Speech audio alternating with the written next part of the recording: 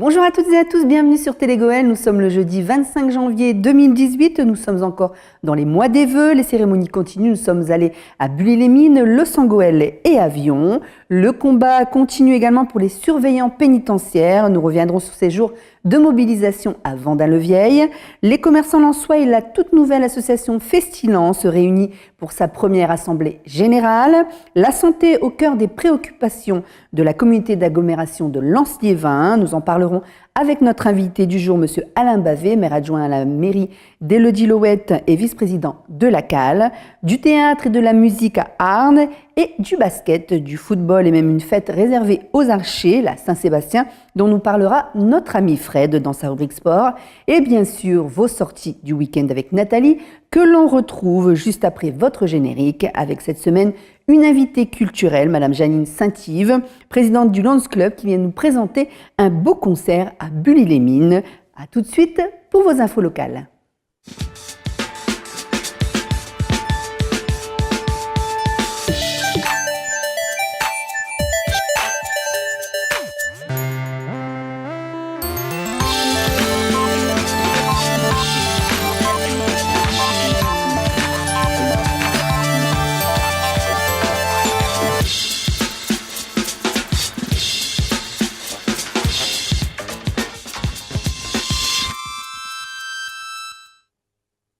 Bonjour Nathalie. Bonjour Valérie. Comment vas-tu aujourd'hui? Très bien. Très bien. Et toi-même? Oh, moi ça va très bien. Alors Yann Barthès avait de sérieux concurrents samedi dernier, Nathalie, à Bully-les-Mines.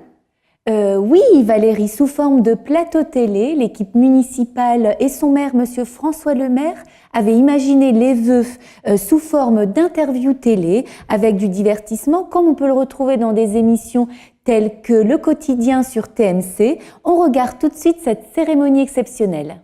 Une cérémonie des vœux bullygeoise qui met une fois de plus la barre très haute en matière de renouveau dans l'organisation. Après les traditionnelles poignées de main et bises du Nouvel An aux élus, agrémentées d'une belle exposition rétrospective, c'est Benoît qui prenait le relais sur un faux plateau télé pour accueillir le public et les invités VIP de la commune avec, on les remercie, un beau clin d'œil à Télégoël. Cette année, on passe à la télévision. Vous allez tous passer à la télévision. Pour la première fois de l'histoire des vœux de notre ville de Bully-les-Mines et dans notre agglomération, notre manifestation va être intégralement retransmise en direct sur la chaîne Télégoël, la chaîne publique de l'agglomération. Devant un public conquis et participatif, aidé d'un chauffeur de salle, à l'instar des grandes émissions de divertissement des chaînes nationales, la musique était également au rendez-vous, avec les morceaux de la troupe de musique actuelle de l'école de musique dirigée par Audrey.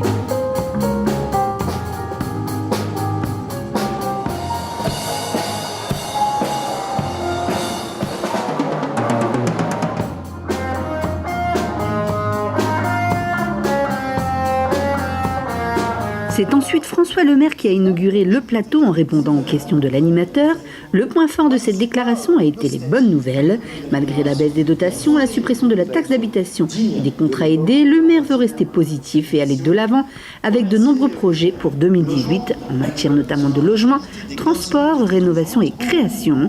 Fini la nostalgie et bonjour l'avenir. C'est plusieurs dizaines et même plusieurs centaines d'emplois sur la zone d'activité de la Louette. De l'emploi, c'est des familles qui vont retrouver effectivement un meilleur avenir que celui qui est le leur aujourd'hui, et de la création de l'activité économique, c'est aussi de la richesse.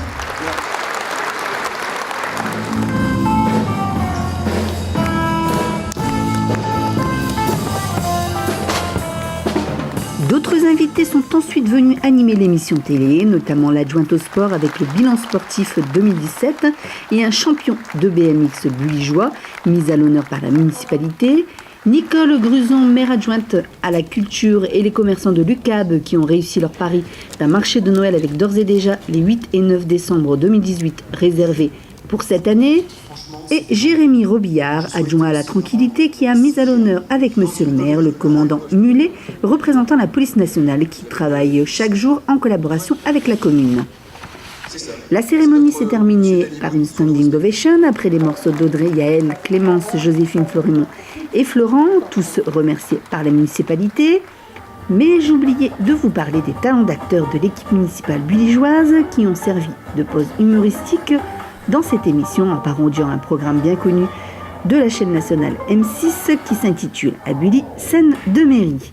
Bon, allez, nous vous offrons quelques petits extraits, ça valait le coup. Je vais être en retard à la réception des vœux. Oh là là, François, mais tu peux pas sortir comme ça, qu'est-ce qu'ils vont penser les gens? Moi, je sais pas que tu sois négligé. Et surtout, pense aux élections. C'est dans 2 ans les élections, ma chérie. Oui, peut-être, mais je n'aime pas que tu sois négligé. Allez, là, je crois que c'est bon. Zou, file. Merci, ma chérie. Au revoir, François. À tout à l'heure. François! Beau travail du réalisateur Nicolas Swanka, lui aussi mis à l'honneur par la commune. Une cérémonie originale pour ses vœux 2018 à Bully-les-Mines.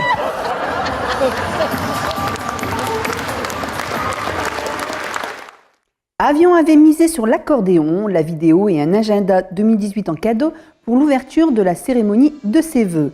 Beaucoup de monde, comme chaque année, pour venir saluer l'équipe municipale avionnaise qui mise sur de nombreux projets en 2018.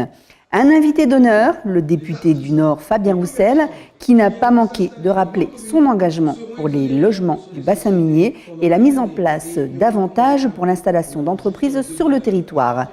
Jean-Marc Tellier, le maire d'Avion, est revenu quant à lui sur la politique du gouvernement, sur la défense des avionnés et des services publics, sur les travaux du BHNS et la fermeture envisagée de la gare d'Avion.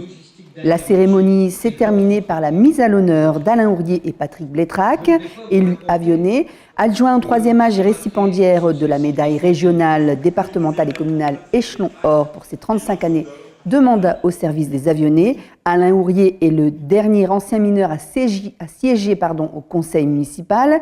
Depuis 1983, l'homme est bien connu pour sa légendaire bonne humeur et surtout son altruisme. Patrick Blétrac affiche un mandat de moins au compteur et comme le mentionne Jean Létocard, certains de ses confrères l'appelaient parfois l'avocat rouge sans savoir que c'était notre fierté.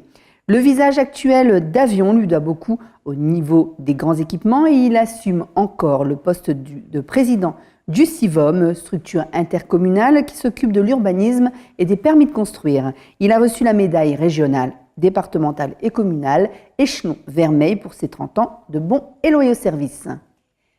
La tradition des vœux nous emmène maintenant à Los Angeles. Le maire Jean-François Caron, très attaché à cette cérémonie, tout comme à son territoire, a présenté ses vœux à la population. Bilan de mi-mandat et objectifs de travail pour les 2 années à venir. Transition démocratique, axe énergétique, circuit local et enfin mise en avant de la base du 11-19, véritable modèle de développement économique avant-gardiste qui fera parler d'elle dans les prochains mois. À noter également lors de cette cérémonie la remise de la Légion d'honneur à Béatrice Bouquet, ancienne adjointe mais surtout présidente depuis 1996 de l'association Los Ngourma qui aide au développement économique du Burkina Faso. Un moment riche en émotions, souligné par la Marseillaise, interprétée par l'harmonie La Concordia.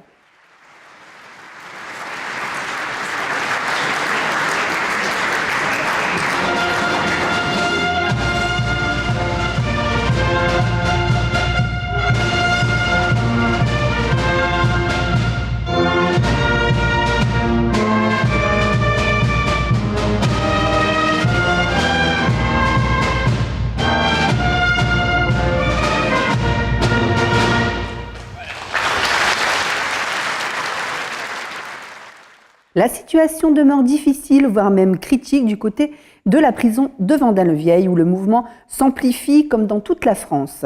Après un premier échec des négociations le week-end dernier, les syndicats n'ont pas été plus convaincus des discussions entamées avec la ministre lundi et mardi dernier et continuent d'appeler à poursuivre et durcir le mouvement de grève. Blocage des entrées et sorties, dépôt de clés, des surveillants enchaînés aux grilles pour empêcher les visites et hier, manifestation autour des ronds-points du centre commercial. Les négociations n'ayant pas évolué, les syndicats appellent toujours à reconduire le blocage. Les syndicats attendent désormais des mesures plus fortes en termes de sécurité, d'emploi et d'indemnité directement de la part du président de la République, comme le souligne le secrétaire adjoint régional de l'UFAP-UNSA, Frédéric Charlet. Les revendications n'ont pas changé et ce qu'elle nous propose pour l'instant, c'est complètement inadmissible, insuffisant et inadmissible, surtout par rapport à la prime qu'on appelle la prime à l'agression, qui consiste à donner une prime de 1 400 € à uniquement 10 000 fonctionnaires, comme si dans certaines prisons, il n'y aurait aucun risque d'agression et que tout irait bien, quoi. On en appelle maintenant à un autre médiateur tel que M. Macron et le Premier ministre, car on estime que Mme Belloubet n'est plus en mesure d'assurer les négociations. Et on attend vraiment les mesures fortes conformément aux attentes des personnels en termes de sécurité, d'emploi et d'indemnitaire. Bien entendu, on appelle à maintenir une mobilisation forte sur tous les établissements. Sur certains établissements, ils passent au dépôt de clés aujourd'hui. On constate des établissements qui n'étaient pas hier en dépôt de clés, qui y sont aujourd'hui. Dans d'autres établissements, c'est à l'intérieur que ça se passe, où ils mettent en place un service minimum. Donc vraiment ouverture à l'œilleton et pas de promenade. Vraiment le strict minimum. Donc après, ça oblige les forces de l'ordre aussi à rentrer dans les lieux pour sécuriser. Il y a effectivement, s'il y a un peu moins de monde sur les piquets, c'est aussi par rapport au fait que maintenant on commence à constater aussi des agents qui se mettent en arrêt maladie, qui considèrent que c'est aussi un moyen de protestation. Donc mais sur l'ensemble, sur la région, de la région, de ce matin, tous les établissements sont en blocage. Les surveillants sont soutenus par de nombreux élus et associations. Nous avons recueilli sur place le témoignage d'une représentante des femmes de l'ordre en colère, une association née en juin 2017, issue d'un mouvement créé sur Facebook, et des élus de la communauté d'agglomération de Lanciévin, venus écouter et mieux comprendre le combat des gardiens de prison. Des interviews de Christophe Billoire et Flavio Spatafora. On trouve que les agressions sur les forces de l'ordre, ça devient intolérable. Que ce soit niveau policier, pompier, gendarme, militaire, il y en a de plus en plus et ça devient vraiment un problème. Et comme ça joue énormément sur la vie de famille des policiers, des gendarmes, des pénitenciers, les femmes ont décidé de bouger. Donc les femmes, les conjoints forcément, parce qu'il y a aussi des femmes qui travaillent dans ces métiers-là. Donc on essaye de regrouper un maximum de personnes pour soutenir la cause. Et là notamment la cause des pénitenciers, parce que leurs conditions de travail sont intolérables. C'est vrai que tous les jours on découvre des choses sur les conditions de travail et ce serait dans le privé, franchement, ce serait pas toléré. Personne n'irait travailler dans ces métiers-là dans le privé. Pour le salaire, les conditions de travail, les risques qu'ils prennent, c'est vraiment une honte, on peut le dire. Franchement, c'est honteux de les laisser dans ces conditions-là. On essaye de faire des actions justement pour se faire connaître, on distribue des tracts, etc. Et régulièrement, on a des gens qui nous rejoignent. Même la population civile nous rejoint. Parce que beaucoup de gens, c'est la majorité silencieuse malheureusement, donc personne les entend, on ne les voit pas. Mais la majorité des gens trouvent ça inadmissible, les conditions dans lesquelles doivent travailler les forces de l'ordre. Il y a une forme de ras-le-bol général, si je comprends bien. Il y a une dégradation qui est de long feu, où le personnel pénitentiaire veut travailler en sécurité, mais faire un travail de qualité d'accompagnement des détenus, et il n'en a plus les moyens. Je souhaite pour eux, et je les soutiens dans leur combat, parce que je pense qu'il faut vite que l'administration pénitentiaire et les responsables pénitentiaires des centres les écoutent, les entendent et amènent des solutions à des projets de vie dans les établissements qui soient conformes et qui respectent à la fois les détenus, à la fois les règles et aussi le travail des agents. On commence à comprendre un peu leurs difficultés. Non seulement il y a un problème de projet de ce centre, mais il y a surtout aussi un problème de gouvernance qui a fait qu'au fil du temps, une insécurité s'est installée dans ce centre. Ils souhaitent rapidement rencontrer et de mettre en place un planning de réunions de travail pour que ça avance le plus urgemment possible. On sera aux côtés des personnels de la pénitentiaire ici à Vendin-le-Vieil, jusqu'à la résolution au moins d'une première concertation avec les pouvoirs de l'État en place et en exigeant avec nos parlementaires une prise en compte de cette situation à Vendin, mais pas seulement, parce que cette problématique existe sur le territoire national. Clairement, je pense qu'il y a un manque de dialogue qui provoque des conflits. Et d'autant qu'on est dans une prison, il y a déjà eu un meurtre, il y a déjà eu une prise d'otage d'un directeur adjoint. Donc on ne peut pas faire fonctionner une prison aujourd'hui avec des gardiens. Ils sont réduits à être des porte-clés. Et il faut que les problèmes de sécurité, que les problèmes qui sont posés par les gardiens soient véritablement entendus et discutés, et que le projet d'établissement ici soit revu, forcément, parce que ça ne fonctionne pas tel que c'est. Dimanche dernier avait lieu à Arnes un grand concert de la solidarité dont les bénéfices étaient reversés à l'association Enoref, une association qui aide les personnes atteintes de paralysie cérébrale. À cette occasion, ce sont pas moins de 5 chorales de la région qui étaient réunies pour un concert exceptionnel. Kalina, culture et tradition de Courcelles-les-Lances, Edwige en Ostrevan de Montigny en Ostrevan, Gouralais de Dourges, Iskra de Hobby et Tradition et Avenir de Arnes.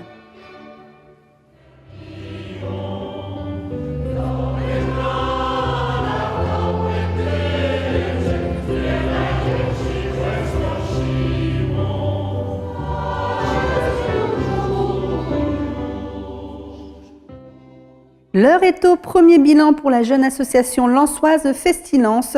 Créée le 19 mai 2017, l'association a pour but premier de permettre à tous les commerçants des métiers de bouche lensois, restaurateurs, cafetiers et hôteliers, de se rassembler, se rencontrer et échanger. Aujourd'hui, lors de l'Assemblée générale, son président Sébastien Lannoy, lui-même cafetier, annonce ce premier objectif atteint.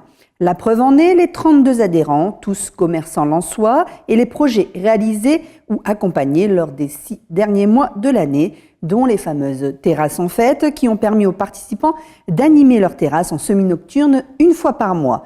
Entourés de nombreux adhérents et partenaires comme la mairie de Lens, la CAL ou encore l'IUT de Lens, l'association a bien l'intention de grandir et de faire vivre les rues lensoises, de jour comme de nuit, avec de nouveaux projets pour 2018. Sébastien Lannoy était au micro de Christophe Billoire. Alors effectivement, vous allez retrouver cette année, comme je viens de vous le dire, les terrasses en fête saison 2. On va soutenir également, comme on l'a fait la première année, les projets Start in Lens de la CAL saison 2. On attend leur planning d'ailleurs impatiemment. Et puis on va mettre en place aussi de nouvelles choses. Dans la boucle, un marché de Provence, une fête plutôt rétro avec des pin-up, des food trucks, du concert années 50-60, défilé de voitures anciennes, mais aussi le renouvellement de projets qui se sont très bien déroulés l'an dernier. Ça veut dire fête de la musique, la participation à la fête nationale le 13 juillet. Et puis on va également soutenir d'autres projets qui sont mis en place par nos différents partenaires, qui seront autour par exemple de la Coupe du Monde ou des 20 ans du titre de champion de France du Racing Club de Lens. On va arriver ensuite sur un programme de fin d'année avec le renouvellement de projets qu'on a soutenus, le trail urbain, le marché de Noël, Lance-Neige, voilà pas mal de choses. Et puis un programme bien rempli pour 2018 pour Festilance et nos partenaires. On est aujourd'hui sur une étape de projet, même si on sait déjà que quelques projets vont à coup sûr se faire. Si certains projets ne peuvent pas s'organiser cette année, ce sera pour mieux les organiser en 2019, voire en 2020 ou sur les années futures. Voilà, Festilance est né pour vivre quelques années. Bon, écoutez, moi la seule chose que je puisse vous dire, c'est venez Festi-lancer avec nous. Les élus de l'agglomération de Lens-Liévin se mobilisent pour la santé de ses habitants. Pour eux, il y a urgence. En effet, le taux de mortalité sur le territoire est 38% plus élevé que le niveau national et 64% chez les moins de 65 ans. Sylvain Robert, président de l'agglomération, Jean-Marie Alexandre, maire de Souchet et président du groupe républicain, ainsi que Bruno Troni, président du groupe communiste et maire de Billy-Montigny, dans un courrier adressé au président de la République, mettent en alerte Emmanuel Macron quant au maintien de l'offre de soins sur le territoire. Les élus souhaitent que le bassin minier passe en zone prioritaire, puisque les prédictions disent que le surcroît de mortalité mortalité atteindra 46% d'ici 2025. Une urgence dont nous parlera Alain Bavet, vice-président de l'agglomération de Lens-Liévin, sur notre plateau dans quelques instants. Nous vous proposons d'écouter Bruno Troni, maire de Billy-Montigny, ainsi que Jean Létocard, premier adjoint à la ville d'Avion et infirmier SMUR à Lens. Et il y a 233 agglomérations en France. L'agglomération de Lens-Liévin est 233e en termes de mortalité comparée aux autres régions. C'est 64% de plus d'hommes qui meurent chez nous dans cette agglomération. Et donc, ça devient très très important. Et on ne peut pas rester sur ce constat négatif. À un moment donné, quand on a donné ces chiffres, on a un retard certain. Il faut que les politiques prennent conscience de tout ça et débloquent les moyens nécessaires pour que notre agglomération puisse soigner correctement cette population. Par contre, il y a une situation effectivement qui est très marquée. Derrière les chiffres, il y a des drames humains, quotidiens, avec des choses qu'on voit ici et qu'on voit nulle part ailleurs.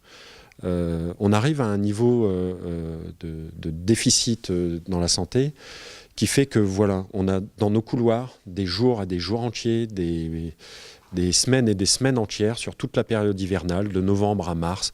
On se retrouve avec les couloirs pleins de gens qui ne se sont pas soignés jusque-là, parce qu'ils n'ont pas eu accès aux soins. Et ce n'est pas forcément parce que les politiques de prévention ne les ont pas touchés, c'est parce que moi, comme d'autres, mes gamins ont toujours la bonne idée d'être malades le vendredi soir, il n'y a pas de médecin pour s'en occuper.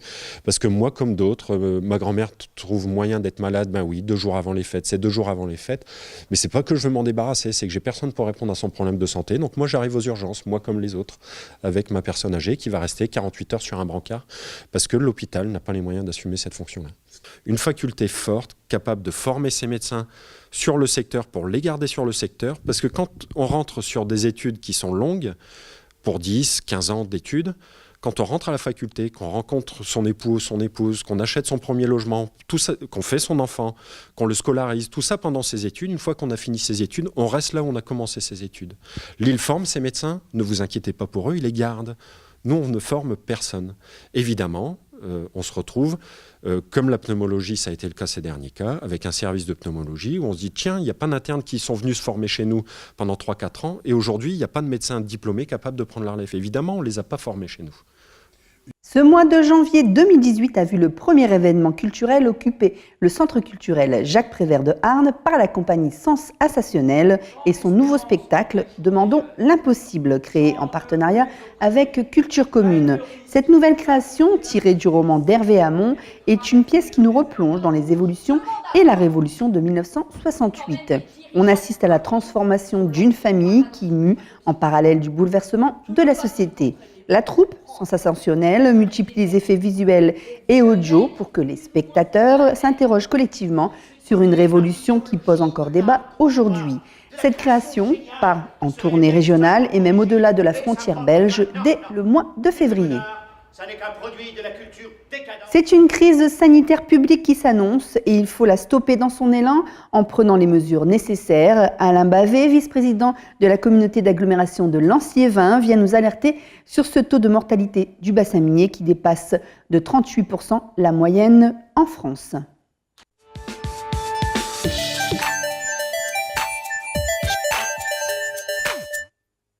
Monsieur Bavet, bonjour, bienvenue sur le plateau de Télégoël. Bonjour. Alors vous êtes vice-président à la communauté d'agglomération de Lens-Liévin. Pouvez-vous nous rappeler un petit peu à quoi sert la communauté d'agglomération de Lens-Liévin ? La communauté d'agglomération est un EPCI qui rassemble 36 communes de cette partie du bassin minier avec quelques petites excroissances rurales, là juste ici à côté, sur Asheville, sur Villeroy, etc. La communauté d'agglomération a quelques compétences obligatoires, dont l'une est très importante, c'est le développement économique, et pour le développement de notre territoire, c'est bien là essentiel. Des compétences en termes d'adduction d'eau et d'assainissement. Nous avons pris une compétence en matière de culture, en matière de sport, et pour ma part, ma compétence, c'est celle de la politique de la ville et de l'ANRU, puisque sur le territoire, nous avons trois secteurs classés ou en niveau national ou en niveau régional. Alors, c'est pas la compétence dont vous allez parler aujourd'hui, parce que la CAL ne l'a pas. Mais aujourd'hui, on va parler de santé, parce que mardi soir, vous avez signé avec d'autres groupes de la communauté d'agglomération de Lens-et-Vin une motion à envoyer à l'État pour alerter sur les problèmes de santé sur le territoire. Tout à fait. Les 3 groupes constitués de la communauté d'agglomération, puisque maintenant nous ne sommes plus que 3, c'est-à-dire le groupe du Parti communiste, le groupe républicain présidé par Jean-Marie Alexandre et le groupe socialiste Verts et Apparentés que je préside moi-même, nous nous sommes rassemblés autour de cette motion pour effectivement pousser un cri d'alarme, un coup de gueule envers les autorités nationales sur l'état de santé du territoire et notamment sur la faillite des politiques publiques de santé qui nous ont emmenés à cet état catastrophique. Pourquoi justement? Qu'est-ce qui se passe sur le territoire? Je pense que c'est très très grave puisque on parle de surmortalité, un territoire qui est quand même classé très très bas dans les statistiques au niveau santé. Au niveau des indicateurs de santé, notre communauté d'agglomération est la dernière des communautés d'agglomération de France. Donc effectivement, c'est déjà un point qu'il faut soulever et qui vraiment nous inquiète énormément. Ce qu'il faut savoir également, c'est que quand les études de statistiques sont faites, on a des critères de surmortalité. La surmortalité sur le territoire de la communauté d'agglo, c'est 38%. C'est-à-dire que quand il y a 100 personnes qui meurent en moyenne en France, il y en a 138 qui décèdent sur le territoire de la communauté d'agglo. Mais ce qu'il y a de plus important encore, c'est que si on s'occupe que des gens de moins de 65 ans, donc ceux qui sont normalement le moins touchés par le décès, on est à plus 64% par rapport au territoire national. Donc là, on se dit, on laisse mourir notre population et on ne fait rien. Donc bien que ce ne soit pas de notre compétence, tous les élus se reconnaissant autour de certaines valeurs de gauche du territoire ont décidé de se mettre en commun pour effectivement alerter le président de la République, le président de l'Assemblée nationale, la ministre, l'ARS, enfin tout le monde, pour qu'on puisse enfin avoir des politiques de santé publique cohérentes sur le territoire. Est-ce qu'on connaît les causes de cette surmortalité sur le territoire ? Les causes de la surmortalité, elles sont au pluriel. Il y a bien sûr toutes les causes qui sont relevées un peu partout, liées à la difficulté sociale, à parfois des conduites déviantes, l'oisiveté, etc. Mais il y a aussi très certainement des causes d'ordre environnemental. Nous n'avons pas été une région industrielle pendant plus d'un siècle sans qu'il y ait de conséquences globales sur notre environnement et donc sur notre santé. Mais il y a aussi le fait que si on est capable d'analyser tout ça, on doit être capable d'analyser les moyens de combattre ces facteurs-là, et notamment en matière de prévention. Et c'est là où justement on dit que l'État n'a pas fait son boulot, parce que la prévention sur notre territoire est totalement insuffisante. Alors qu'est-ce que vous demandez concrètement à l'État ? Concrètement, on demande à l'État de prendre en considération que notre territoire a besoin d'un traitement particulier. Quand on veut qu'on soit considéré comme une zone prioritaire de santé, c'est pas pour rien. C'est bien parce qu'il suffit pas de faire des zones prioritaires en matière d'éducation, en matière de police. Quand on s'aperçoit que le territoire est dans un tel état, il faut absolument que l'État vienne nous mettre les moyens nécessaires pour lutter contre cet état de fait. Donc voilà, ça c'est la première des choses. La deuxième des choses, c'est que effectivement demain on va voir un nouvel hôpital, un bel outil, un outil indispensable au territoire, un outil innovant puisqu'on parle du e-hôpital, un outil qui va dans le sens de l'ère du temps, c'est-à-dire où on va beaucoup plus vers de la médecine ambulatoire, etc. Mais il suffit pas d'avoir un beau joujou planté au milieu d'un décor cataclysmique pour dire que ça va aller mieux. Donc il faut qu'autour de l'hôpital, tous les accompagnements nécessaires soient présents. Parce qu'il va nous falloir des professionnels de santé en plus grand nombre encore. Puisque si les gens passent moins de temps à l'hôpital, ils auront besoin d'un suivi beaucoup plus présent quand ils vont revenir à la maison. Donc ils vont avoir besoin de praticiens, qu'ils soient médecins, qu'ils soient kinés, qu'ils soient infirmiers, qu'ils soient capables d'assumer cette hospitalisation qui se fera plus au domicile plutôt qu'en centre hospitalier. Et puis il y a aussi... c'est un point de revendication de nos camarades communistes, mais c'est le nôtre aussi.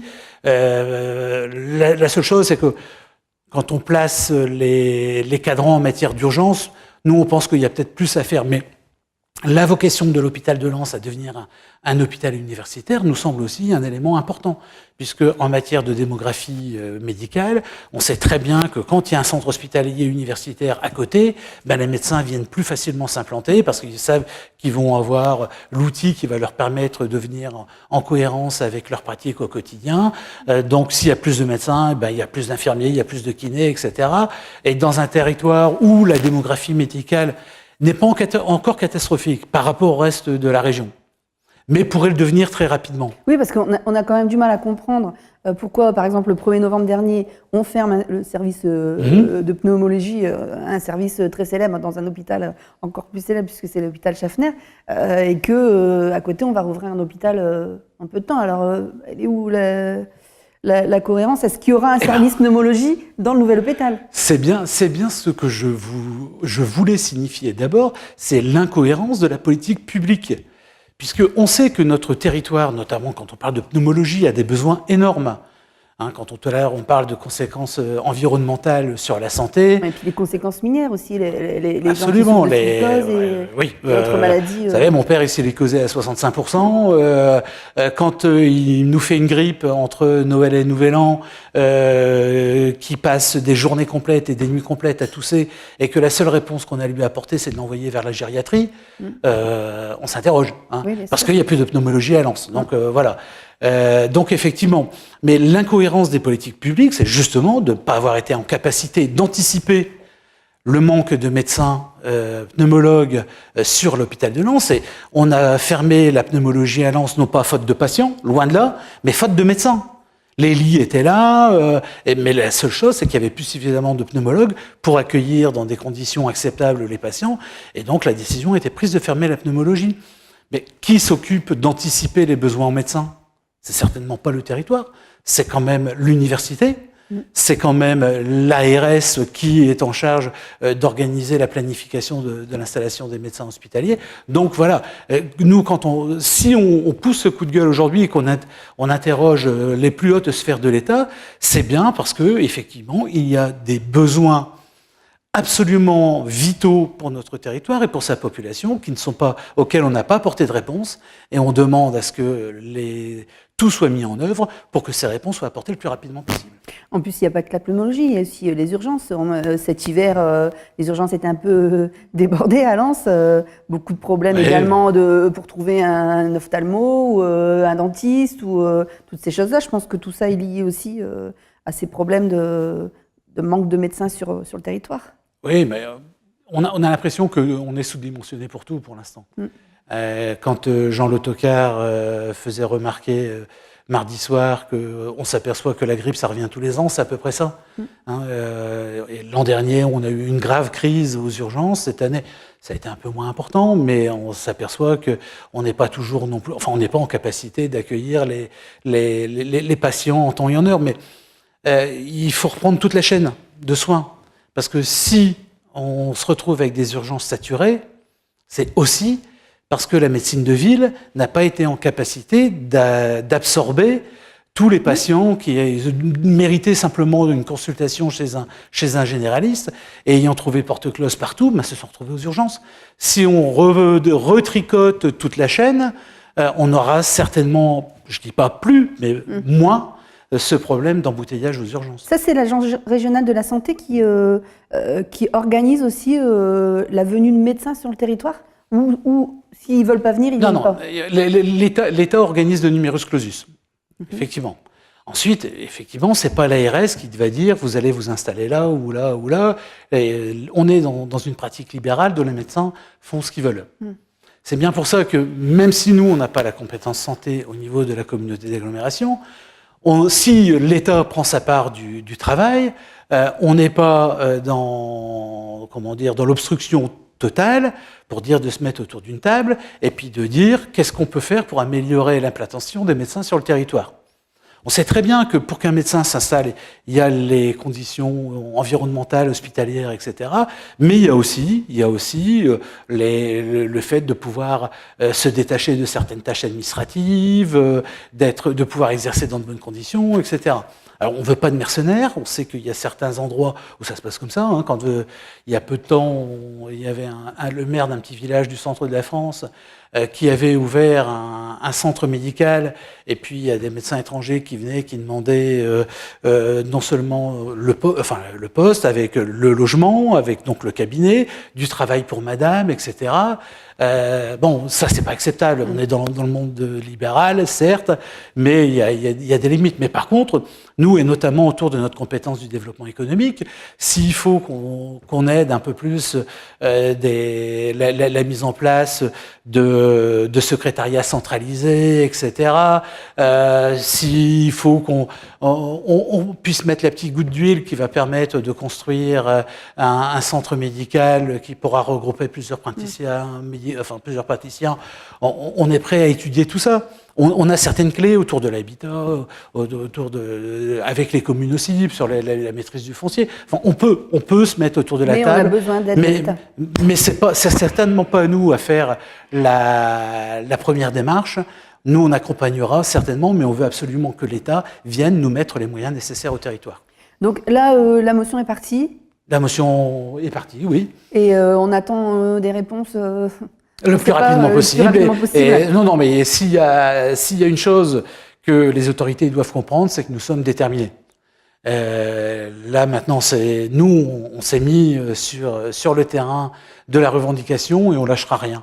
On va pas être têtu, mais on sera certainement obstiné. Et on attend des réponses rapides et un entretien et un dialogue qui se mettent le plus rapidement possible en place avec l'État. Mais on souhaite aussi, parce que il suffit pas de dire on va faire mieux, mais il faut comprendre aussi pourquoi c'est si catastrophique. Et quand on demande à Brigitte Bourguignon, la présidente de la commission santé de l'Assemblée nationale, députée du Pas-de-Calais, si on lui demande de mettre en place une commission parlementaire pour venir voir ce qui s'est passé ici, comment les politiques publiques ont failli et qu'est-ce qu'il faut faire pour corriger le tir, c'est pas pour rien si on demande ça, c'est que vraiment on veut que tout le monde vienne accompagner ce territoire. Oui, puis en plus ça fait longtemps que cette démarche santé se met en place sur le territoire, puisque l'ancien député du Pas-de-Calais également était pour ce grand hôpital à Lens. Oui, non, mais l'hôpital est une chose extraordinaire. Faut le reconnaître. Alors après, on va parler du dimensionnement, etc. On n'a pas tous la même analyse, mais l'hôpital ne sera certainement pas tout. Hein, l'hôpital, c'est une chose exceptionnelle, mais il faut qu'il soit accompagné sur le territoire par les praticiens en nombre, par des politiques de prévention, et c'est là surtout. Hein, moi, je voudrais qu'on mette l'accent. Hein, et c'est pour ça qu'on en veut à l'ARS, parce que l'ARS, c'est à elle de mettre en place ces politiques de prévention, et donc que les politiques de prévention soient mises en place. Et on sait très bien que c'est un travail de longue haleine. Ce qu'on va commencer aujourd'hui n'aura des effets que d'ici 7, 8, 10 ans. Mais si on ne le fait pas, eh ben, j'ai peur de découvrir la situation de notre population dans ces 7, 8 ou 10 ans. Il serait catastrophique. En tout cas, tous les indicateurs nous le prouvent. Merci, Monsieur Bavet. On peut souhaiter que ça aille le plus vite possible et puis qu'on puisse, nous aussi, aider à faire une politique de prévention avec des petites vidéos qu'on pourra mettre en place. Absolument. Ce sera pour aider les gens à comprendre un peu les maladies, etc. Ce serait... La prévention est dans ça extraordinaire, c'est que c'est le travail de tous. Mais s'il n'y a pas un chef d'orchestre qui vienne battre la mesure, là, on va être en difficulté. Bon courage alors pour ce combat pour la santé publique, Monsieur Bavet. Merci beaucoup. Au revoir. Alors cette semaine, il a de bons résultats à nous présenter. Enfin, on l'espère. Tout de suite, on retrouve Fred pour sa rubrique sport.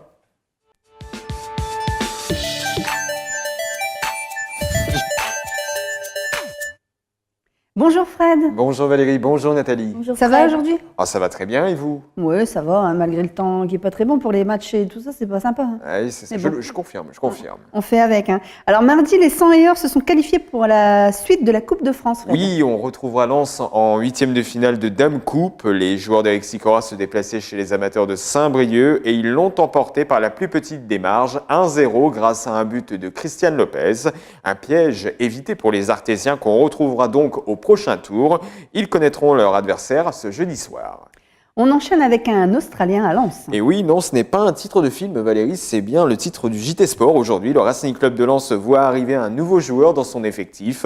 Alex Gersbach, Australien de 20 ans, est prêté avec option d'achat par le club norvégien de Rosenborg.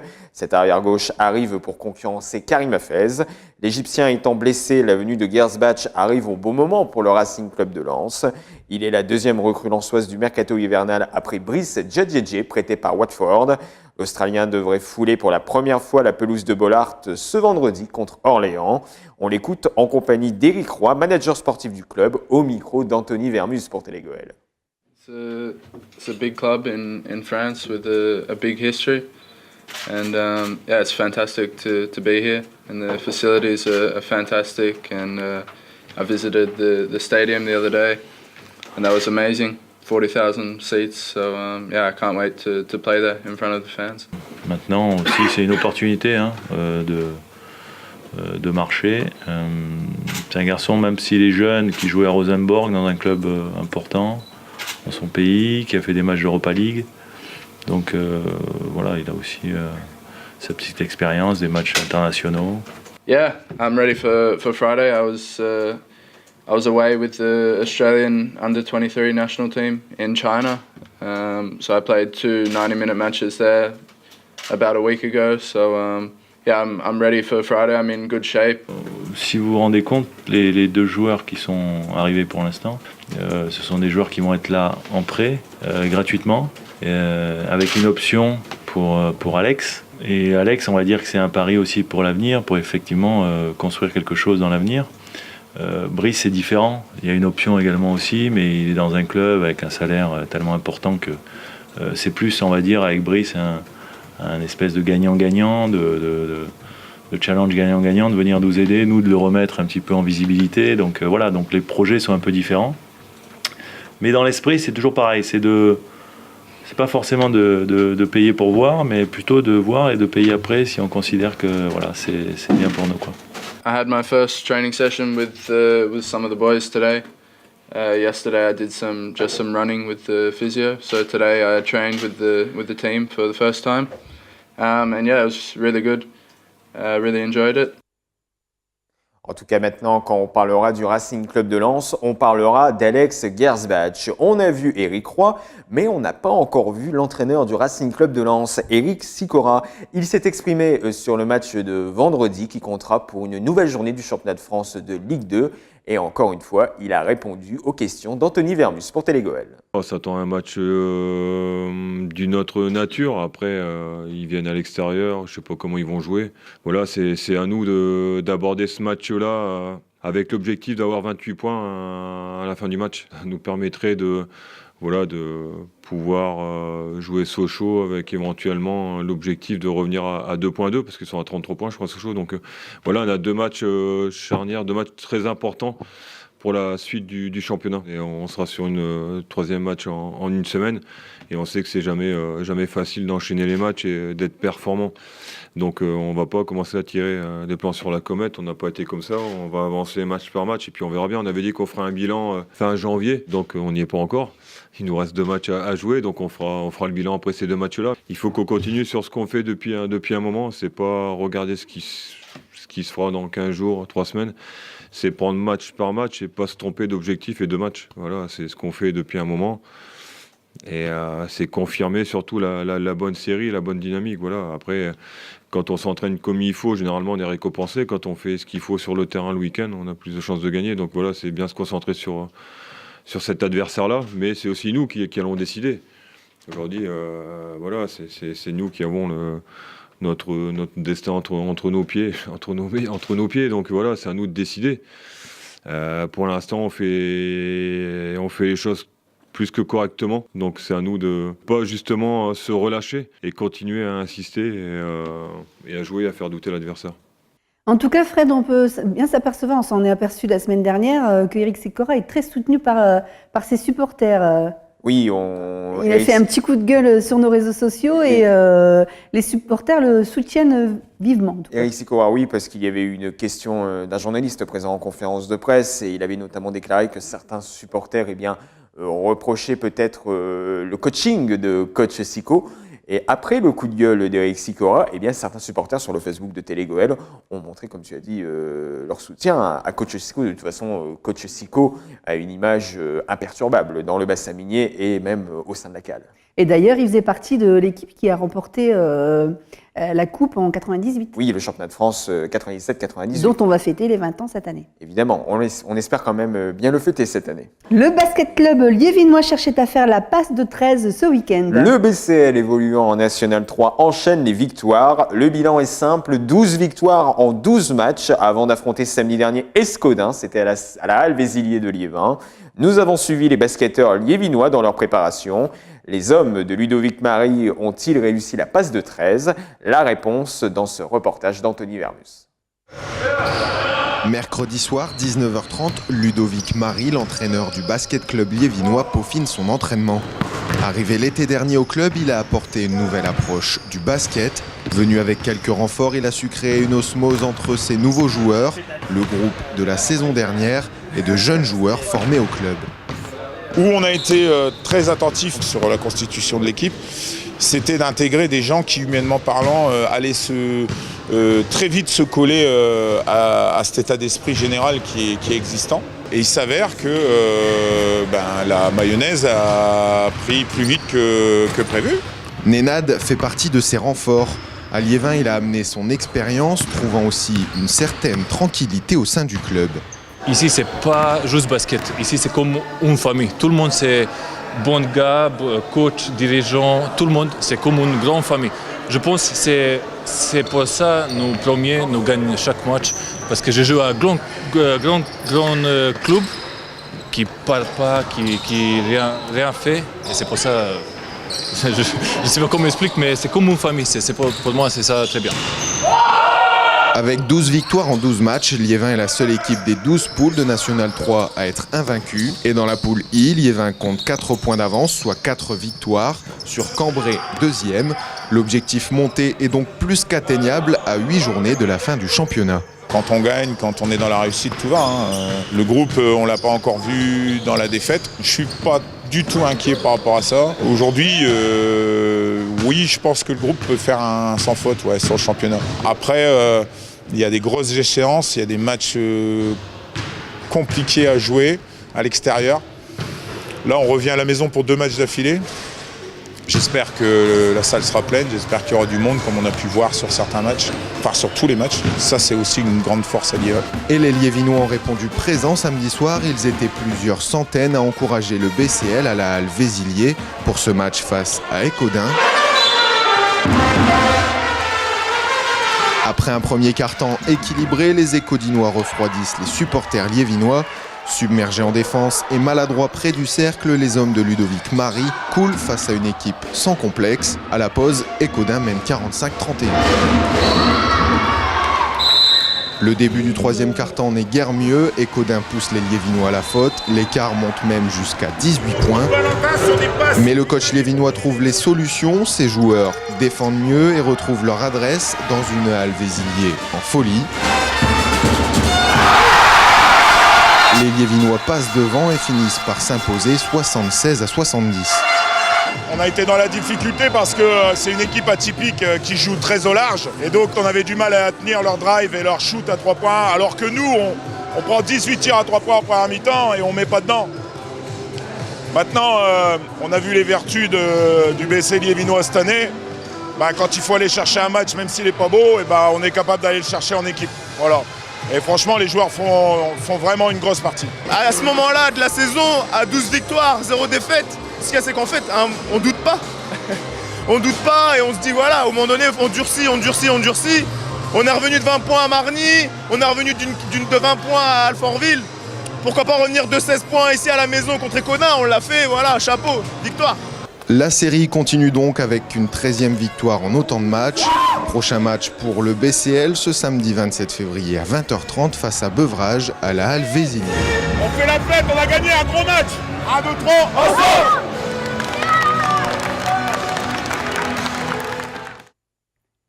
C'était la Saint-Sébastien il y a pas très longtemps. On parle rarement de tir à l'arc dans ce JT Sport. Et on va réparer cette erreur aujourd'hui. Samedi, la section tir à l'arc de l'Amicale laïque de Arnes organisait une séance d'entraînement un peu particulière.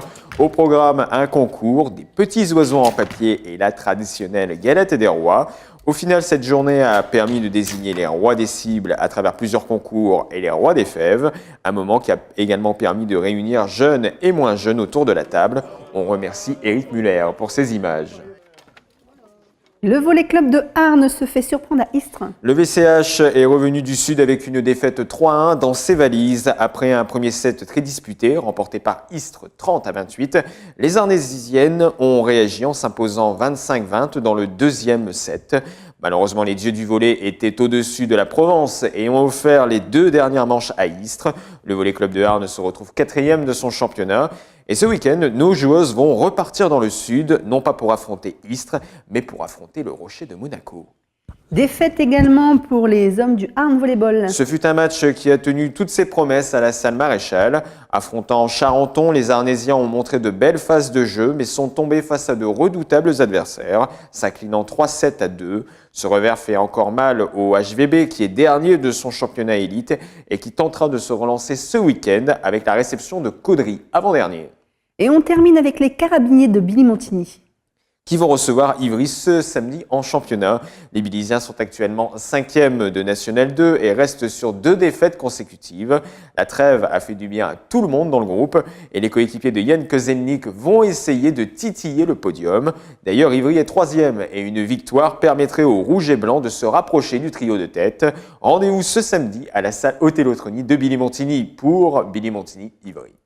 Merci Fred, très beau JT Sport, très belle rubrique, très fournie. Hein. Alors on retrouve tout de suite un agenda bien fourni aussi, celui de Nathalie.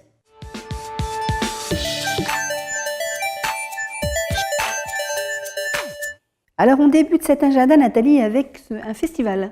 Oui Valérie, rendez-vous à Avion au Centre culturel Jean Ferrat pour la 6e édition du Festival de l'humour qui se déroulera du vendredi 26 au dimanche 28 janvier.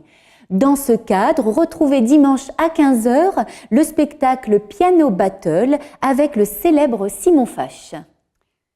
Vous ne serez pas seul ce week-end si vous êtes proche de Salomine et Méricourt. Effectivement, la Maison de l'Art et de la Communication de Salomine propose ce samedi 27 janvier de 10h à 16h le rendez-vous Donner de la magie à vos lectures.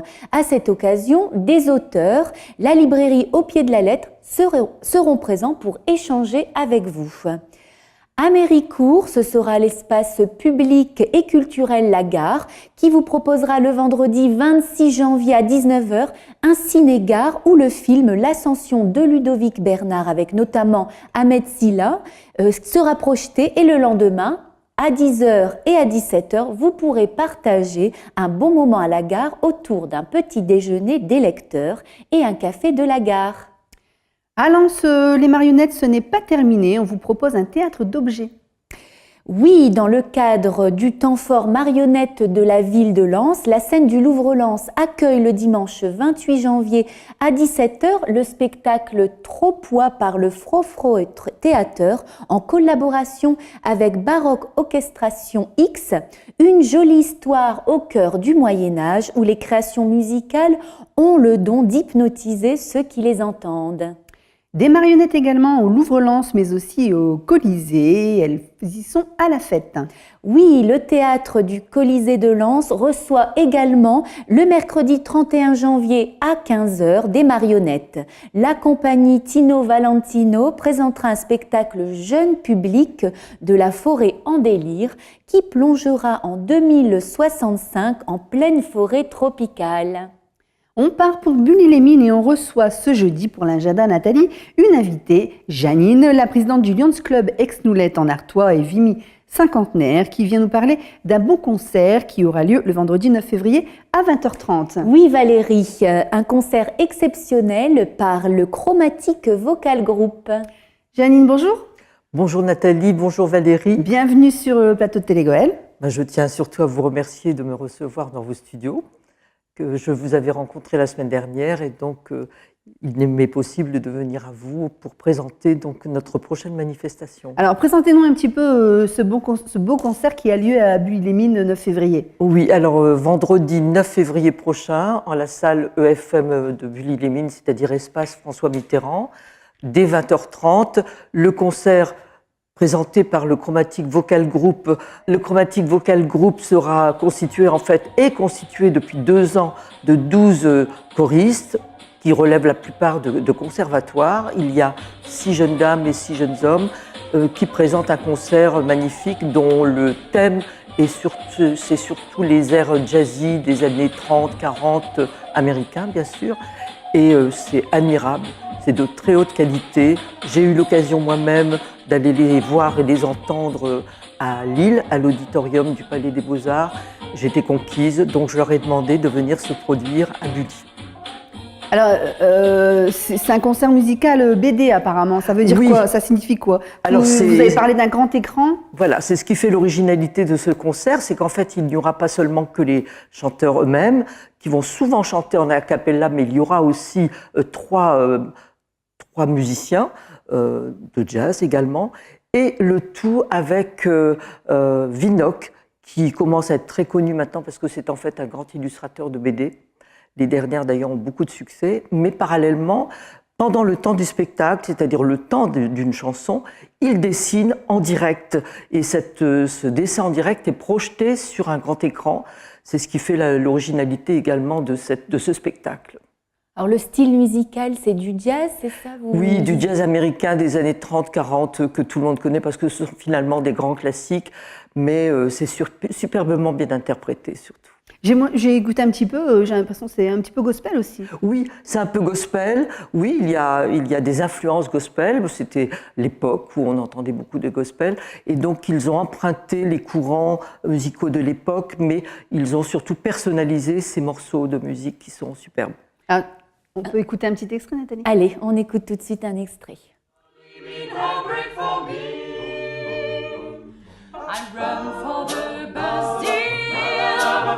While riding ivory coffers, dear, I say a little prayer for you.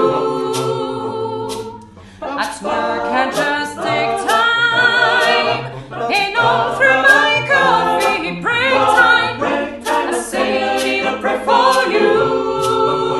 Forever, forever, you stay in my heart, and I will love you forever and ever. We'll never be part of how I love you. Alors ce sera un concert, mais pas seulement, apparemment il y aura aussi des ateliers. Oui, alors juste avant le spectacle, on propose 2 ateliers que je vais appeler interactifs, à savoir que moyennant 5 € la séance, tout le monde peut s'inscrire pour avoir un contact soit avec les musiciens, les chanteurs plus exactement, donc avec possibilité d'apprendre un peu, et aussi un autre atelier avec donc Vinocq qui propose aux amateurs de créer quelque chose avec lui. Et ça permet de mieux connaître ces artistes et de comprendre un petit peu l'intérêt de leur intervention sur scène, en particulier de Vinocq, qui est très proche des musiciens, et ça forme vraiment une originalité durant ce spectacle. Et d'ailleurs, ce spectacle sera un tout petit peu poursuivi dans le hall. À la fin du spectacle, il y aura un peu une atmosphère on va dire, de musique d'ambiance avec les créations que Vinocq va porter à la disposition du public s'il est intéressé. Alors, le Lions Club, c'est une association. Le concert, vous avez des bénéfices. Ça vous sert à quoi au Lions Club? Alors, ce que je voudrais surtout préciser, c'est qu'en fait, nous sommes 2 clubs Lions à proposer cette manifestation. Parce que pour organiser, c'est très long. Et quand on est 2 clubs, ça permet surtout de mieux réunir nos forces. Mais nous avons tous les 2 le même objectif, c'est-à-dire un objectif humanitaire, puisqu'à 2 reprises, nous sommes associés avec Vimy Cinquantenaire, dont le président est Gilles, et donc nous avons convenu ensemble de nous associer pour présenter précisément cette manifestation. Et le but de cette manifestation, c'est tous les bénéfices seront destinés à l'achat d'un futur chien pour handicapés lourds. C'est ce que nous avons déjà réussi à faire l'an dernier, et notre club, proprement dit, a déjà offert 2 chiens d'aveugles par le passé. C'est vraiment le but de nos manifestations, pas seulement pour aider les jeunes handicapés, mais nous aidons aussi ceux qui ont des problèmes avec la vue. Nous aidons en particulier sur le plan local aussi des enfants dont les familles ont des soucis, pour qu'ils puissent participer, par exemple, aux classes de neige. Donc, nous aidons l'école Jacques Prévert, par exemple, à Aix-Noulette. Et nous allons recevoir, par exemple, ce soir, nous avons une réunion. Nous allons recevoir également 2 jeunes étudiants de l'IUT de Lens qui nous prêtent chaque année main forte au Téléthon à Lens, puisque nous nous occupons du centre d'appel de Lens. Et ces jeunes étudiants font partie du Rallye Trophy. Donc, on va leur remettre également un chèque pour les aider. Pour revenir au spectacle, oui. Janine, est-ce que vous pouvez nous rappeler la date, le lieu et l'heure? Volontiers, bien sûr. Alors, vendredi 9 février, le club Vimy Cinquantenaire et Aix-Noulette en Artois présente donc ce concert qui va commencer à 20h30 et il va durer à peu près 1h30. L'entrée, c'est 16 € pour les adultes et 10 € pour les enfants de moins de 10 ans, si je ne me suis pas trompée. Mais surtout, il est réservé de conseillers. Il est surtout conseillé de réserver. Voilà, ça arrive de se tromper. Il est conseillé de réserver. Surtout conseillé de réserver ses places. Alors, je propose 2 numéros de téléphone éventuellement. Alors, vous pouvez appeler au 06 14 27 71 14 on affichera en bas de l'écran au 06 81 90 98 34 de manière à assurer ses places, bien sûr. On espère que vous irez nombreux. Ça a l'air très sympa, un spectacle de qualité et original. Oui. Oui, surtout n'hésitez pas à aller à ce concert. En plus, c'est pour une bonne cause. C'est pour une bonne cause. Et le lyonisme, c'est cela, de toute façon. D'accord. Merci beaucoup, Janine, d'être venue sur le plateau de Télé-Goël. Merci à vous. Allez nombreux surtout voir ce concert. Merci, Nathalie. Alors, pour ce magnifique concert, surtout, n'oubliez pas de réserver parce que Madame Janine l'a dit qu'il fallait réserver avant parce que, vu la qualité du concert, à mon avis, il n'y aura pas beaucoup de place. Quant à nous, on se retrouve sur les réseaux sociaux, bien sûr. Merci pour vos commentaires et vos nombreux partages. Tout ça fait que votre télévision locale vit et vous offre encore plus d'infos près de chez vous. Bon week-end à tous et à la semaine prochaine.